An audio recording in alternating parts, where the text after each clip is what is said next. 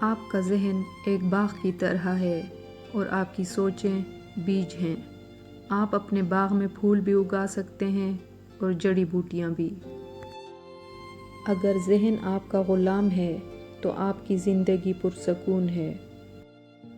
ایسے خواب کو عزت اور تعریف سے دیکھیں جو آپ کو اڑنے پر اکساتا ہے۔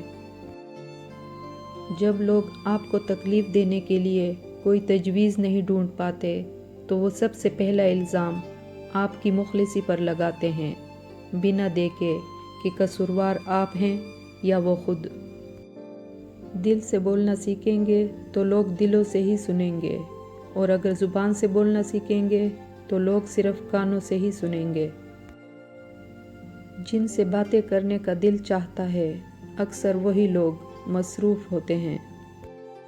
ان کے ہونے سے بخت ہوتے ہیں، باپ گھر کے درخت ہوتے ہیں۔ زندگی ایک الگ چیز ہے، جینا ایک الگ بات ہے۔ تو نے رلا کے رکھ دیا اے زندگی، جا کے پوچھ میری ماں سے کتنے لاڈلے تھے ہم۔ جھوٹ بہت تیز دوڑتا ہے لیکن منزل پر سچ ہی پہنچتا ہے۔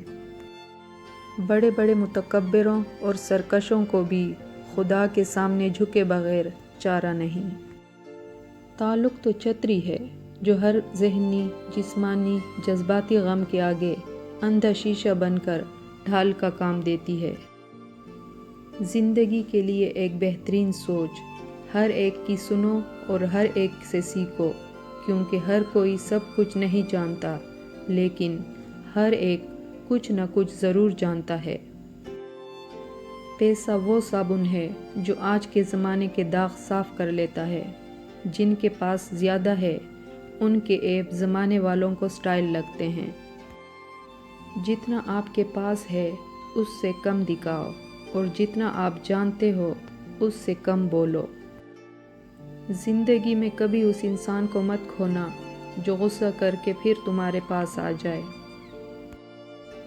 ایک طرف نفرت ہے جو چند لمحوں میں محسوس کر لی جاتی ہے، دوسری طرف محبت ہے جس کا یقین کرانے میں زندگیاں گزر جاتی ہیں۔ میں نے بدتمیز لوگوں سے تمیز سیکھی، باتونی لوگوں سے خاموشی سیکھی اور بے ادب لوگوں سے ادب سیکھا۔